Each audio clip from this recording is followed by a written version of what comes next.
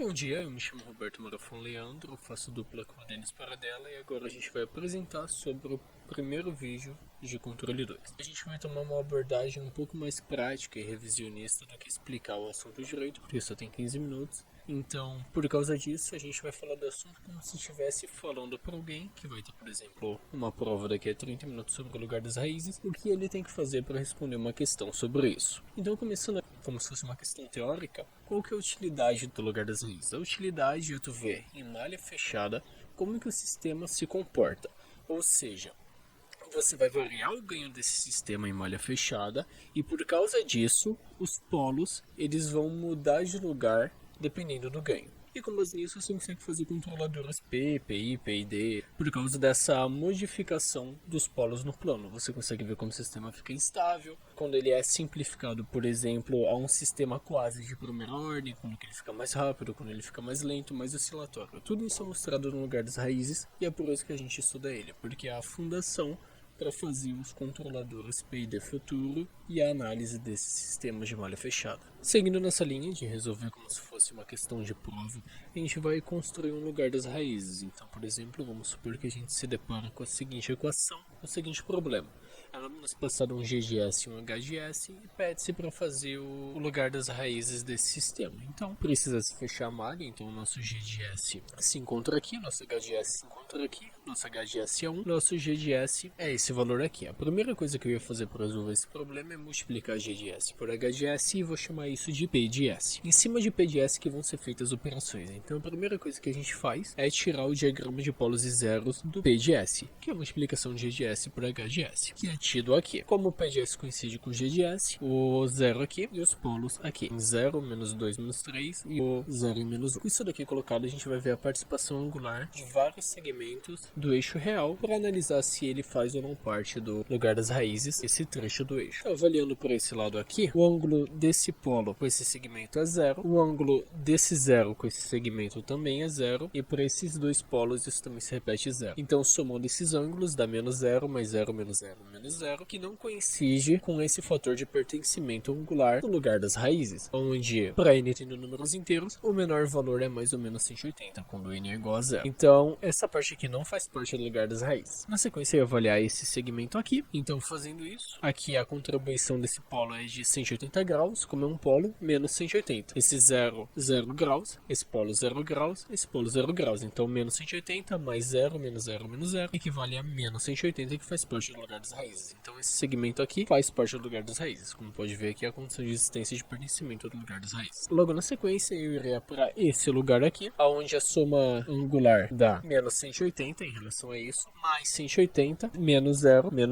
que acaba dando uma soma de 0. Essa soma de 0 não faz parte do lugar das raízes, esse trecho não está contemplado. Na sequência, esse trecho, então, menos 180, mais 180, menos 180, menos 0, que soma menos 180. Então, esse trecho faz parte do lugar das raízes. E, por fim, esse trecho à esquerda de todos os polos, que soma menos 180, mais 180, menos 180, menos 180, o que soma menos 360, que não faz parte do lugar das raízes, porque com n igual a 1, dá mais ou menos 540. Então, esse é o trecho do eixo real, que faz parte do lugar das raízes, esses trechos aqui. Logo na sequência a gente vai calcular as assíntotas, que é quando esses dois polos se encontram, divergem do eixo real e vão se encontrar no infinito, quase se encontram nessas retas. Fica marcado aqui, essas retas, as assíntotas não fazem parte do lugar das raízes. Para poder calcular isso, a gente aplica o limite com S tendendo ao infinito em P de S, que P de S é uma explicação de GGS por HGS, coincidiu com o seu GGS. Aplicando aqui o limite com S tendendo ao infinito, todas essas somas pequenas aqui são desconsideradas perto da imensidão dos S. Então é como se a gente tivesse S dividido por S ao cubo. Fazendo o corte de um dos S, a gente fica como se fosse 1 sobre S ao quadrado quando S tende ao infinito. Então a gente só precisa da contribuição angular desses polos aqui. Então a gente pega essa fórmula aqui, são dois polos, e divide esse 180 por 2, fica essa sequência aqui, em que isso representa as assíntotas do nosso plano. Então, aplicando valores de n aqui, por exemplo, a gente descobre que um dos valores, quando n é igual a 0, uma das assíntotas é em mais ou menos 90 graus. A outra assíntota com n igual a 1, tá, aqui acaba sendo 3 vezes 90 mais ou menos 270 graus. E com n igual a 2 dá mais ou menos 450 graus. Mas 450 graus é a mesma coisa que 90 graus. Então ele é eliminado. A gente tem duas assíntotas que partem, uma em mais ou menos 90 graus e outra em mais ou menos 270 graus, aqui, em algum lugar.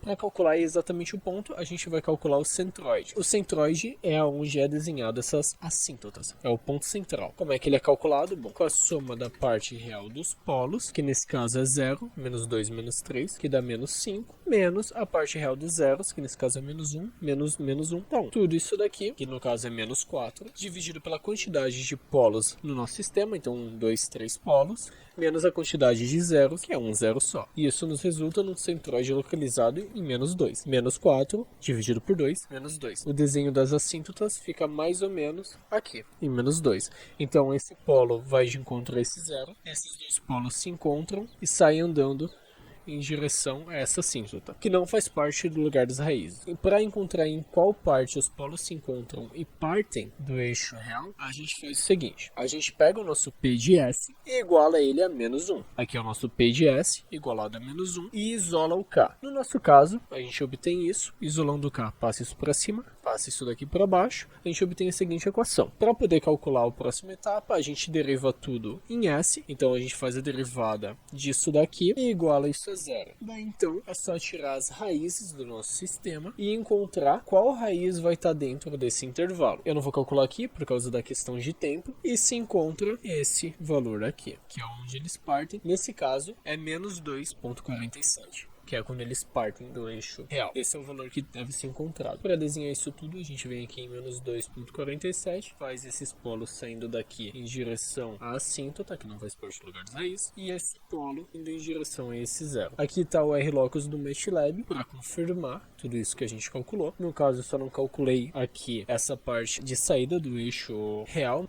Está construído o nosso lugar das raízes. Como ele se relaciona com o diagrama polo zero? Bom, o lugar das raízes ele mostra como os polos vão variar com relação à variação do ganho. Enquanto o diagrama de polo zero, ele mostra pra gente aonde os polos e os zeros estão. Então, o R-locus é aonde os polos podem estar, dependendo do ganho. E o diagrama de polos e zeros, ele mostra aonde os polos e os zeros estão no momento. Essa é a diferença. Essa foi a minha parte da apresentação. Agora eu passo a apresentação para o Denis. Bom, eu sou o Denis. Eu vou falar aqui primeiramente a respeito da relação entre os polos e zeros e as ações P, I e D. Como a gente sabe que em um sistema físico, a posição que o polo dominante está, os polos dominantes estão lá no plano complexo S, que vai dar para entender um pouco melhor. A posição desses polos dominantes aqui influenciam, né, na resposta do nosso sistema, seja ela transitória ou de regime permanente, e a gente quer dar uma maior flexibilidade para isso, né? Qual que é a intenção? Variar a posição desses polos dominantes aqui para ter uma resposta de acordo com o que a gente quer, né? Então vamos supor que esse ponto A aqui esteja sobre o lugar das raízes, que o Marafon estava falando ali antes, né? A gente vai simplesmente variar o ganho do nosso sistema, a gente vai colocar o polo dominante sobre o ponto A, a gente vai ter a resposta desejada, né? Só que agora supondo que esse ponto B, por exemplo, ele não esteja sobre o lugar das raízes, o que vai acontecer? Aí que entram os compensadores integrador e derivativo, né, na verdade. A gente vai inserir nesse motor, por exemplo, no nosso sistema, na nossa planta, a gente vai inserir zeros ou polos nele, né, zeros e polos. E a gente vai, através disso, mudar o lugar das raízes do sistema, né? Então agora o lugar das raízes que antes estava, por exemplo, passando aqui, agora ele vai estar passando aqui e a gente vai poder ajustar o ganho dele até a resposta do nosso sistema estar presente aqui sobre B, né? Então, para isso que a gente usa os compensadores P, I e D. Aqui o compensador P não vai adicionar polos ou zeros no sistema, né? Ele é só o ganho, então ele não muda o lugar das raízes. Agora já o compensador I, ele vai adicionar, ele é o compensador integrador, né? Então ele vai adicionar um polo na origem do sistema. Só que, como o Roberto tinha falado ali antes, cada polo que tem no nosso sistema, ele vai ter uma contribuição angular, né? Seja ela de 180 menos 180 graus. Então, se a gente adicionar esse polo aqui na origem, ele vai mudar a contribuição angular do nosso sistema, então ele vai mudar o lugar das raízes, né? Então, para compensar ele, a gente coloca um zero muito próximo a ele aqui, um A, por exemplo, muito baixo, 0,1, por exemplo, que ele vai praticamente anular o efeito desse polo, né? Então vai deixar nosso sistema original, o lugar das raízes naqueles segmentos, nos mesmos segmentos que estavam antes, né? Passando aqui então para o D, que é a parte responsável pela derivação do compensador, a gente sabe que ele vai simplesmente deixar o sistema mais sensível, né? Ele vai meio que avisar o sistema o que vai acontecer antes de acontecer. Então, já que o integrador trabalha acumulando o erro do sistema, o derivador vai trabalhar na taxa de variação desse erro, né? Então, como eles são opostos, o integrador adiciona polos no sistema, então o derivador vai adicionar zeros no sistema. Mais ou menos como está descrito aqui na equação. Só um adendo, né, que nenhum dos compensadores vai atuar sozinho, né? Então a gente não vai ter um compensador puramente integrador ou puramente derivador. Ele sempre vai ter o P do P e D para meio que ponderar ele, né? Então sempre vai ser OPI, OPD, OPID, alguns desses casos, né? Como aqui está utilizado, tá descrito, o mais utilizado realmente é só o proporcional integrador, né? Então a junção dos dois vai ser o PID, que é utilizado às vezes, né? E ele vai simplesmente adicionar tanto zeros quanto polos no sistema, né? Então vai ficar mais ou menos dessa forma que está descrito aqui na equação. E vale relembrar que a contribuição angular dos polos ou dos zeros no sistema sempre tem que ser mantida, né? Para não modificar os segmentos do lugar das raízes. Então sempre quando adiciona um polo ou um zero, sempre tem que ter o oposto para compensar, né? Para meio que se cancelar. Agora, a respeito da definição de um sistema de fase não mínima, ele vai ser um sistema que possui função de transferência com zeros no semiplano lateral direito. Então, se tiver, por exemplo, lá uma função de transferência com zeros no semiplano lateral esquerdo e eles forem rebatidos para o semiplano lateral direito, é como se por um espelho ali, né? Como se o eixo dos imaginários fosse um espelho.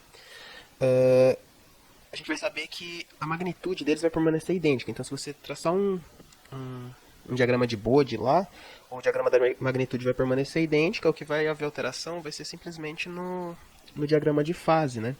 Então, a gente tem a partir daí que quando os zeros estão todos no semiplano lateral esquerdo, o sistema é dito de fase mínima. Agora, se você tiver pelo menos um zero no semiplano lateral direito, ele já vai ser caracterizado como um sistema de fase não mínima. Então, por exemplo, em um sistema de fase mínima, quando você aplicar uma entrada nele, um degrau, por exemplo, ele não vai, a saída não vai apresentar atraso, não vai apresentar modificação na fase, né? Agora, já se você aplicar esse mesmo degrau no mesmo sistema com um zero no semiplano lateral direito, ele vai apresentar uma defasagem, né? Na saída. Para finalizar, a respeito dos efeitos do polo e do zero no semiplano lateral direito, né? O do zero, nós acabamos de perceber que ele transforma o sistema em sistema de fase não mínima, né? E vai adicionar graus de fase, enfim. E o efeito do polo, nós já sabemos da matéria de controle 1, que vai tornar o sistema instável, né? Adicionando um polo na direita do semiplano, você vai deixar, pelo critério de Hurwitz lá, né? De RH, a gente sabe que ele transforma quando passa da fronteira ali do eixo dos imaginários, ele vai transformar o sistema em instável, né? Vai dar instabilidade para o sistema. Então, nós trabalhará sobre isso. Gostaria de agradecer pelo tempo e obrigado.